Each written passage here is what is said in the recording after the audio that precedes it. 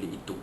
Jauhkanlah diri anda dari terjerumus ke dalam api neraka dengan melakukan maksiat, kejahatan, dosa-dosa besar serta perkara-perkara mungkar. Ini dia.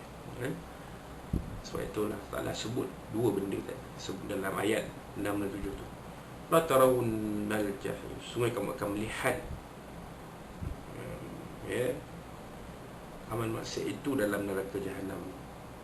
Thumma la tarawunnaha ainal yaqin, sungguh kamu akan melihat azab neraka itu benar-benar dengan ainul yaqin, dengan pandangan yang yakin, yang benar-benar, bukan sangkaan-sangkaan, pandangan kasar namanya.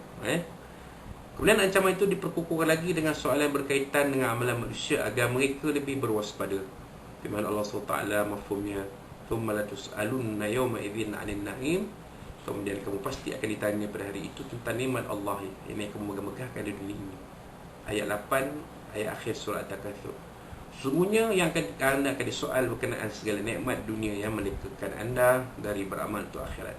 Anda akan disoal tentang berbagai jenis nikmat dunia, seperti keamanan, kesihatan, waktu lapang, makanan, minuman, penginapan dan sebagainya lagi.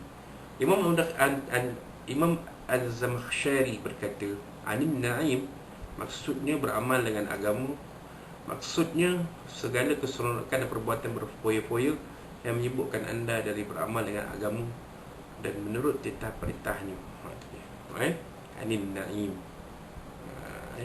maksudnya na'im tu ialah disebut oleh Imam Al-Zamakhsyari tadi, perbuatan dunia yang merosakkan diri seseorang itu, seorang Muslim itu, dan melalaikan seorang Muslim itu dari perintah-perintah agamanya.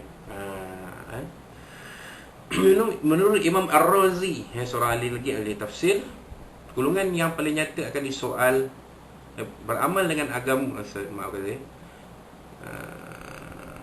golongan yang paling nyata akan disoal mengenai nikmat tersebut ialah orang-orang kafir. Menurut satu pendapat lain, ayat ini umum, mencakupi orang mukmin dan kafir. Mereka berhujjah dengan beberapa hadis. Seperti sebuah hadis yang diriwayatkan daripada Sayyidina Umar bin Khattab radhiyallahu anhu, bahawa ia bertanya, nikmat apakah yang kami semua akan disoal wahai Rasulullah, sedangkan kami telah diusir keluar dari kampung halaman kami dan segala harta kami lupus.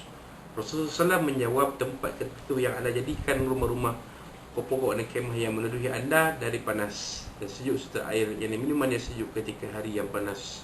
Ini semua akan ditanya oleh Allah SWT. Tak ada apa yang terlepas pun, semua yang kita tanya oleh Allah SWT.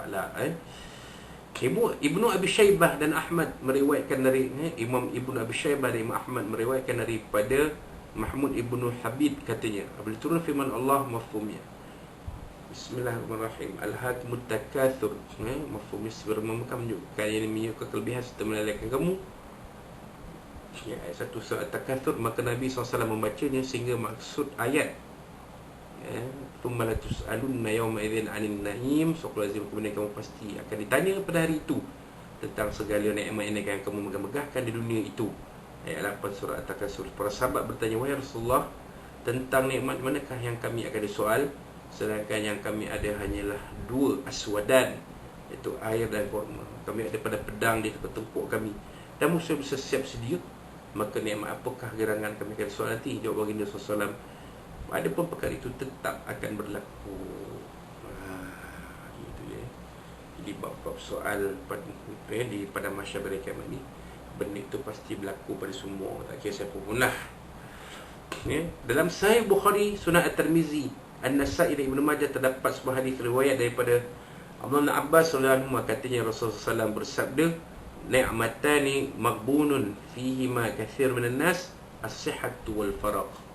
Atau Rasulullah, dua nikmat ramai manusia sering terpedaya dengannya, itu kesihatan dan waktu lapang. Yang manusia sering terpedaya oleh dua nikmat ni, pertamanya kesihatan dan waktu lapang. Sihat, leka, alpa. Waktu lapang pun macam tu, leka dan alpa, sibuk dengan hal dunia. Wallahu alam. Mereka bersikap cuai dalam mensyukuri dua nikmat tersebut. Merasa siapa yang tidak melaksanakan kewajipan yang berarti dia telah terpedaya. Daripada Nabi SAW sebenarnya yang diriwayatkan oleh Imam At-Tirmizi daripada Abi Barzali, katanya, tidak berganjak kedua tapak kaki seorang hamba pada hari kiamat kelak Sehingga ia disoal berkaitan 4 perkara tentang umurnya, di manakah ia dihabiskan masa remaja, di manakah dia curahkan tentang hartanya, di manakah ia cari dan ke mana pula ia membelanjakannya, dan tentang ilmunya, apa yang telah diperbuat dengannya. Ini 4 soalan akan ditanya kepada manusia di pada masyarakat kiamat. Tak habis soalan, tak boleh proceed ke depan. Itu buat bunyinya lah. Bunyinya gitulah. Imam Al-Bukhari dalam bab adab, At-Tirmizi dan Ibnu Majah telah meriwayatkan sebuah hadis daripada Ubaidah bin Muhsin bahawa Rasulullah SAW telah bersabda, "Man asbaha minkum aminan fi sirbi ma'af fi jaddihi indahu quta yaumihi fakannama hizat lahu dunya bihadhafiha." Atau kamu kalau Rasulullah mafhumnya, barang siapa antara kamu memulakan kehidupan pada waktu paginya dalam keadaan amat sejahtera dalam kelompoknya, sihat tubuh badannya, cukup keperluan hariannya, maka seolah-olah ia telah dikurniakan dunia dan segala penjurunya. Gitu. Ibnu Jarir Muslim dan sekalian ahli sunan telah meriwayatkan daripada Abu Hurairah radhiyallahu anhu, katanya, ketika Abu Bakar dan Umar sedang duduk, tiba-tiba datang Nabi SAW lalu bertanya, "Mengapa anda duduk di sini?" Mereka berdua berjawab, "Demi Allah yang mengutuskan anda dengan kebenaran, kami keluar dari rumah ini semata-mata kerana lapar." Kata Nabi SAW, "Demi Tuhan yang mengutuskan aku dengan kebenaran, aku pun keluar kerana itu." Ini lapar. Maka mereka pun berjalan sehingga tiba di rumah seorang lelaki Ansar. Lalu mereka disambut oleh seorang wanita. Nabi SAW bertanya kepada wanita itu, "Di manakah si fulan?" Beliau menjawab, "Dia ni si fulan pergi mencari air untuk kami." Kemudian balik lelaki itu dengan memikul uncang airnya. Lelaki itu mengucapkan selamat datang selama seraya berkata, "Tidak ada tuah yang lebih baik bagi seseorang selain dari diziarahi oleh seorang Nabi. Hari ini saya bertuah kerana Nabi menziarahiku." Lelaki itu mengantungkan uncang airnya pada pelepah tambak kering, lalu menghampiri mereka dengan membawa tandan kurma. Maka Nabi SAW bersabda, "Tidak bolehkah anda memetiknya dulu?" Lelaki itu menjawab, "Saya lebih suka kamu semua sahaja yang memilih mana-mana yang disukai." Kemudian beliau mengambil parang. Maka Nabi SAW berkata padanya, "Awas, jangan sembelih ternakan susu." Lelaki itu pun menyembelih binatang untuk hilangkan mereka. Selepas itu mereka makan bersama-sama. Kemudian Nabi SAW bersabda kepada keduanya, Abu Bakar dan Umar, "Anda akan disoal tentang nikmat ini nanti di akhirat kelak. Rasa lapar telah menyebabkan anda keluar daripada rumah. Anda hanya pulang setelah mendapat makanan ini. Inilah sebahagian dari nikmat-nikmat dunia." Nampak? Itu kisah yang diceritakan tentang Nabi SAW, Abu Bakar dan Umar berkaitan dengan surah At-Takatsur ini.